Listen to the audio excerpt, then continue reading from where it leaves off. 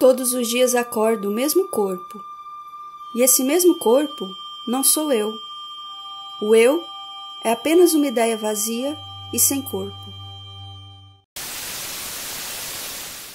Lorsque je dis je, qu'est-ce qu'il y a de gênant? Quel est le désigné? Il n'y en a pas. Je ne me désigne pas moi-même. Pourquoi? Parce que par principe, dans le rapport de désignation, il n'y a pas autodésignation. D'autre part, le je a-t-il une signification? Réponse, non. À la lettre, le je ne signifie rien. Tandis que le je, qu'est-ce qu'il y a de commun entre tous ceux qui disent je? C'est une signification enveloppée. C'est-à-dire, la signification est donnée dans le signifiant lui-même. C'est très rare, ça. O que é esse corpo que teria tudo para nos definir, mas que nos escancara o indecifrável sobre nós? A gente se engana. Pensamos que sabemos tudo sobre o corpo. Dissecamos ele, observamos até o invisível molecular, os ossos, os nervos, a pele, os órgãos, o sangue, desbravamos tudo. Mas não é nada disso. Ele não é o contorno e nem o preenchimento. Ele todo é impalpável, ele todo escapa. O corpo escapa. E é por escapar que maltratamos tanto ele e que desejamos a sua morte.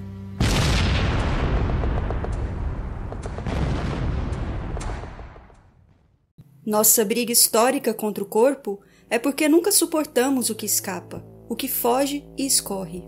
Se não puder ser algo contido e que caiba bem nos contornos mesquinhos de nossas ideias, então o amaldiçoamos e decretamos a sua morte.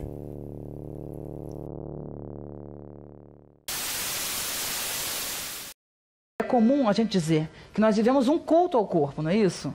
Mas isso é completamente irreal. Nós não só não vivemos um culto ao corpo, como nós desvalorizamos o corpo. O que é isso que a gente valoriza tanto que a gente chama de corpo e que eu estou dizendo que não é corpo?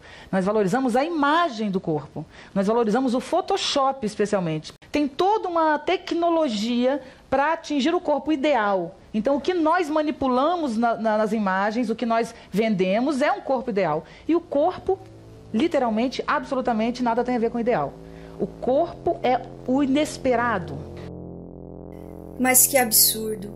Afinal, tudo isso que decidimos fazer sobre o corpo não recai sobre nós? Do corpo ninguém se livra. Não se aniquila o corpo. Ele é a única coisa eterna enquanto a vida dura.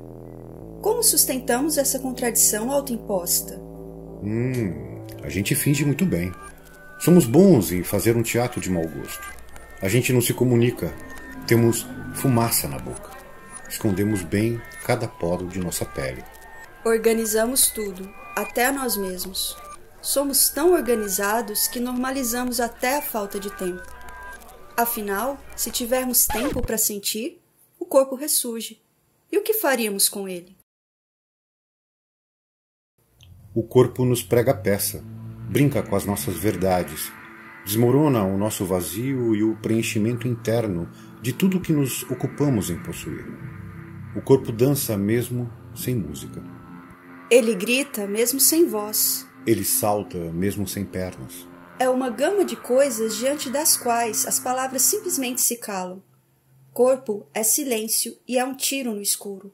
É um copo estourando, um líquido que não se contém. Nada o contém. Et qu'est-ce que vous nous foutez là, monsieur Artaud? Huitièmement, l'homme, quand on ne le tient pas, est un animal érotique. Il a en lui un tremblement inspiré. Une espèce de pulsation productrice de bête sans nom. Então, o que fazer? Resta-nos o abandono desta guerra que nunca fez sentido algum, e isso pressupõe o abandono de tudo o que achamos que sabemos sobre nós, de tudo o que tentamos vestir e transparecer, de tudo o que projetamos quando nos definimos. Mas não é um abandono pelo simples abandonar, É um abandono para de fato podermos milagrosamente nos apalpar, nos sentir e nos contornar. O nosso contorno pressupõe uma dinâmica que não para, um movimento que não cessa. E por isso, precisamos do abandono de coisas fixas e prontas.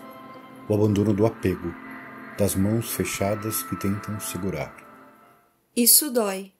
A dor é pressuposto do corpo. Sem dor, vira o anestesiado, o pronto, o acabado, o identificado, quase um ser de luz. Corpo não é luz. Talvez seja um emaranhado de forças, em termos spinozianos, o que afeta e é afetado.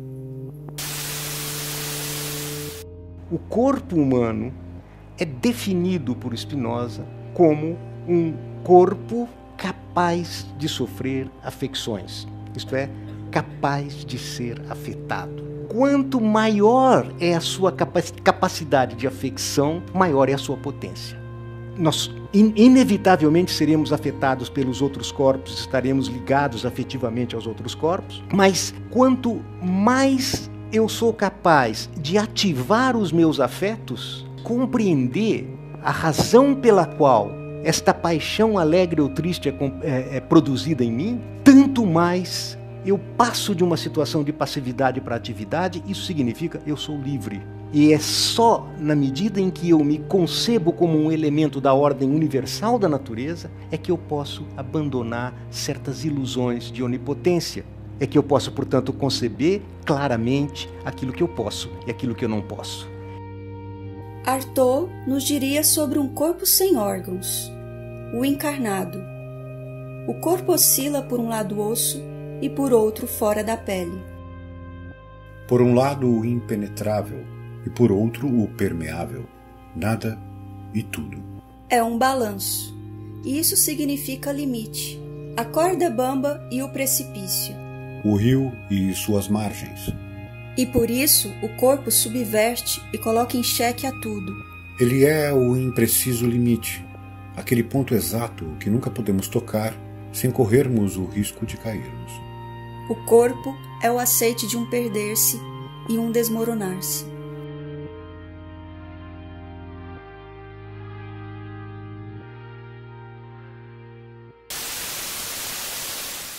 Porque eu dizia, Artaud declara guerra em relação aos seus órgãos. O hipocondríaco diz, nem tem mais órgãos, eles foram destruídos.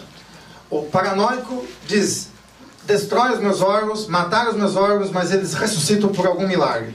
Os drogados combatem os seus órgãos, são esquizos experimentais, diria Deleuze. Dizia antes que os psicanalistas dizem, pare de experimentar e vai estruturar o teu eu. A gente diz, experimente. Você não experimentou o suficiente. Você nem sequer começou a experimentar. Você precisa começar a criar as condições de experimentação, porque elas não estão dadas. Então você precisa encontrar o seu meio de imanência. Encontre um lugar. Ao encontrar um lugar, você também vai se aliar com uma potência. Esse lugar é, digamos assim, uma maneira, o horizonte do próprio corpo.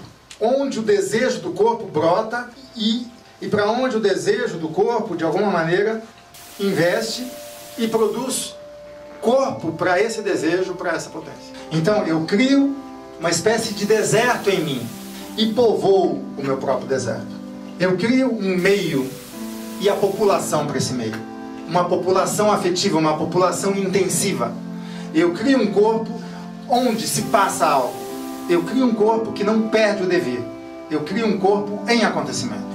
Eu crio um corpo como meio de fabricação da própria potência que se efetua através do corpo.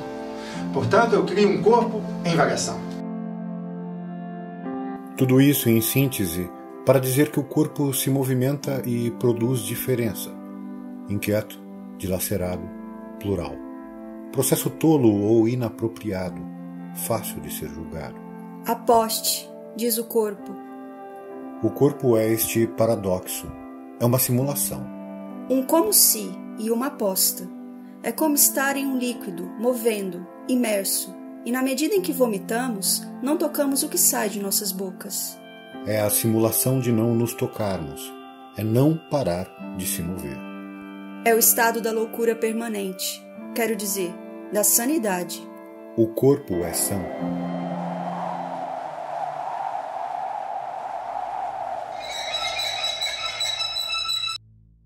Se historicamente sempre tivemos problemas com o corpo e sempre quisemos encaixotá-lo e limitá-lo a partir de modelos e padrões ideais, se o patriarcado que dita por séculos o modelo de homem a ser seguido tem historicamente eliminado a mulher e maltratado todo o corpo que não se enquadra neste modelo,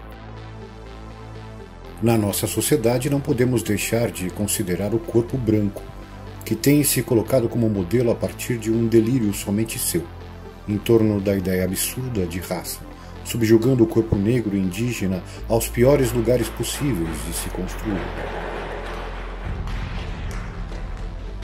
Já que vocês não entendem que isso é vida também? Subjugando, portanto, o seu lugar no mundo e o seu acontecimento.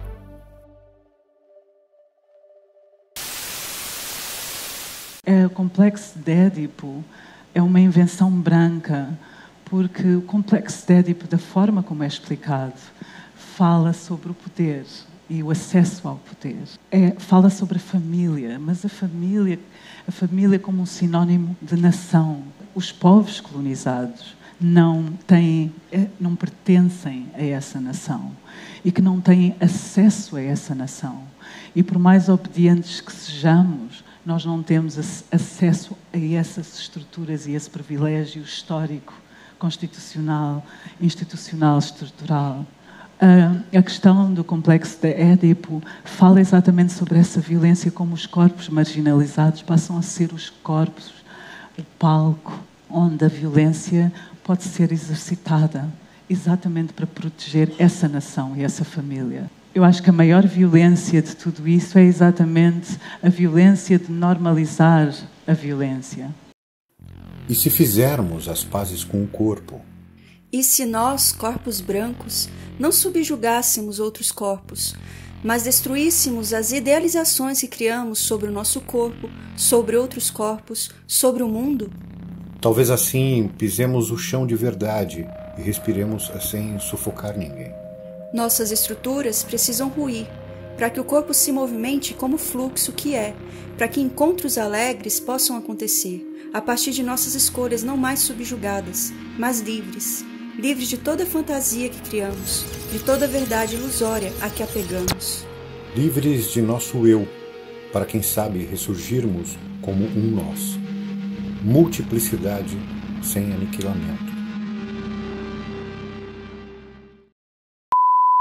Coisa que tem sido muito gratificante é encontrar o que eu fui encontrando, sabe? Assim, menos procurando alguma coisa, me libertando até um pouco das expectativas, porque antes eu acho que tinha muito isso, a necessidade de corresponder a um ideal de corpo, né? Claro. A uma ideia de corpo. Então a gente está o tempo todo buscando alcançar esse corpo que parece que nunca está aqui. E daí eu acho que nesse caminho eu fui aprendendo a olhar para o espelho com essas dúvidas, mas a olhar exatamente para aquilo que está sendo refletido, né?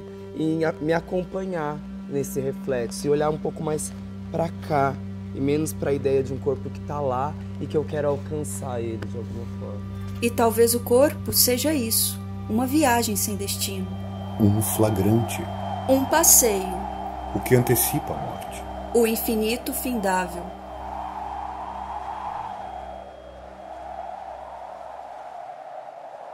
Assine o canal e, se puder, nos apoie financeiramente pelo nosso Apoia-se, contribuindo para a continuidade das pesquisas e reflexões que compartilhamos com vocês. Obrigada.